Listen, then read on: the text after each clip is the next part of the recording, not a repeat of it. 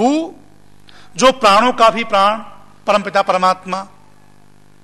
भुवः, जो सब दुखों से छुड़ाने हारा है।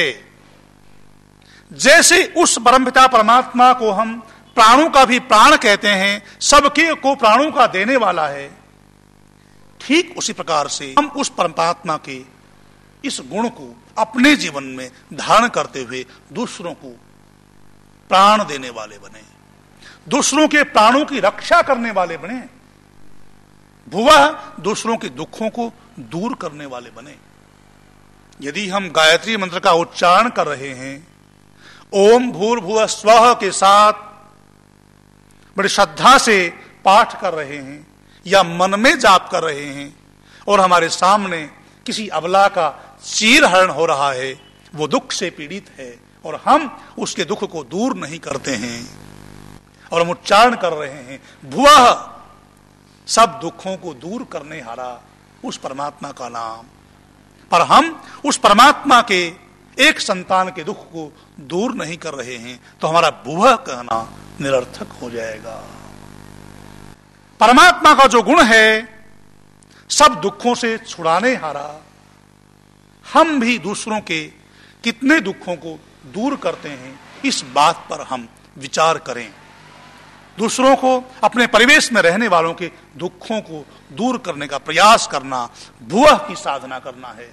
भू, प्राणों का भी प्राण, दूसरे के प्राणों की रक्षा करना।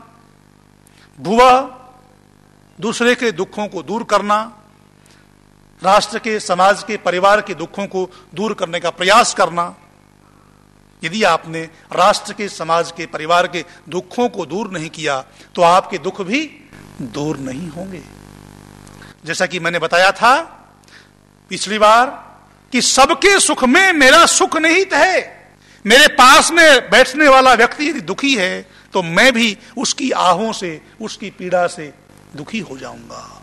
इसलिए गायत्री मंत्र ये संदेश देता है कि आप यदि सुखी होना चाहते हैं तो अपने दुख को दूर करने के साथ साथ पहले दूसरे के दुख को दूर करो। परमात्मा का नाम भुवः ये संदेश देता है। स्वः, स्वयं सुख स्वरूप और सबको सुखों की प्राप्ति कराने हारा। स्वः नाम क्यों है परमात्मा का? ये व्याहृति तीसरी स्वः जिसका उच्चारण हम करते हैं, जिसका पाठ गायत्री मंत्र में आता है, उसका नाम स्वः क्यों है? क्योंकि वो सबको, सब प्रकार के सुखों को देने वाला है, सुख स्वरूप है, आनंद स्वरूप है।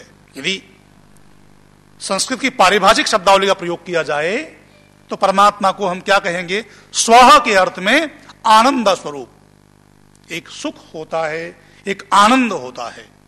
सुख आता रहता है, जाता रहता है, सुख परिवर्तनशील है, परंतु आनंद स्थायी होता है। परमात्मा सत्य चित्त आनंद स्वरूप है, उसके आनंद में कभी किसी प्रकार की कमी नहीं आती। यदि हम सुख प्राप्त करना चाहते हैं, आनंद प्राप्त करना चाहते हैं, तो परमपिता परमात्मा की शरण में तो आना ही होगा। उससे पहले हमें अपने परिवेश में रहने वाले लोगों के सुख की वृद्धि करने का प्रयास करना होगा, तब हम भूर्भुवः स्वः से आगे बढ़ सकेंगे। वेदों में जितने भी मंत्र हैं उनमें कुछ मंत्रों में स्तुति का विधान है, कुछ मंत्रों में प्रार्थना का विधान है और कुछ मंत्रों में उपासना का विधान है। ये जो मंत्र है गायत्री मंत्र, इसमें तीनों चीजें हैं, स्तुति भी है, प्रार्थना भी है और उपासना भी है। स्तुति किसे कहते हैं? यथार्थ गुण वर्णनम स्तुति। जिस किसी से भी हम प्रार्थना करना चाहते हैं उसके गुणों का कथन, उसमें जो गुण हैं, जैसे गुण हैं उनका वैसे ही कथन कर देना, वो स्तुति होती है। बढ़ा चढ़ाकर कहना स्तुति नहीं होती। किसी के गुणों को बढ़ा चढ़ाकर कहना या अवगुणों को भी बढ़ा चढ़ाकर कहना, स्तुति नहीं होती, निंदा होती है। लोक भाषा में साधारणतः आप ये सोचते होंगे कि किसी के गुणों को बढ़ा चढ़ाकर कहना प्रशंसा होती है। नहीं, जैसे किसी के दुर्गुणों को बढ़ा चढ़ाकर कहना निंदा होती है, ठीक उसी प्रकार से किसी के सद्गुणों को भी बढ़ा चढ़ाकर कहना निंदा होती है। परंतु जिसमें जो गुण है उसको वैसे ही कह देना स्तुति होती है। तो सबसे पहले हम जिसमें जो गुण हैं उन गुणों का कथन करते हैं, स्तुति करते हैं। गायत्री मंत्र में भी सबसे पहले परमपिता परमात्मा की स्तुति की गई है। कहां तक? भूर्भुवः स्वः तत्सवितुर्वरेण्यम, यहां तक।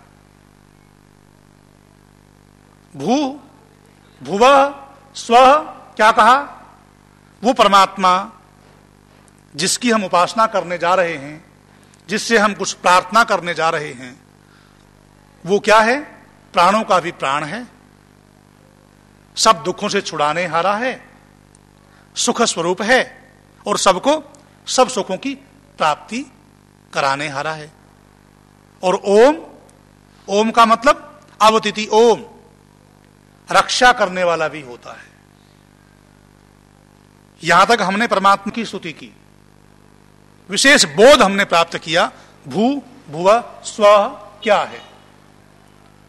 आगे हम कहते हैं तत्सवितुर्वरेण्यम, वो परमात्मा जो सबको सब सुखों का देने वाला है, प्राणों का भी प्राण है, सबको सब दुखों से छुड़ाने वाला है, वह परमात्मा, उसकी एक और विशेषता क्या है?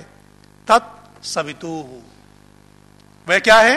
सबको प्रेरणा भी देने वाला है, सबको सन्मार्ग पर चलने की प्रेरणा भी देने वाला है। सविता किसे कहते हैं?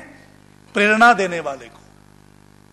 और सविता किसे कहते हैं? उत्पादन करने वाले को, उत्पन्न करने वाले को। हमारे घर में मां या पिता हमें प्रेरणा देते हैं, वो भी सविता है। जो भी प्रेरणा देता है वो सविता होता है, उस गुण के कारण से। मां बच्चे को पैदा करती है, उसको जन्म देती है, तो मां सविता है। पिता भी सविता है, पैदा करने से और प्रेरणा करने से। सूर्य उदय होता है, सबको उठ जाने की प्रेरणा करता है, इसलिए सूर्य भी सविता है। इस मंत्र का देवता कौन है? सविता।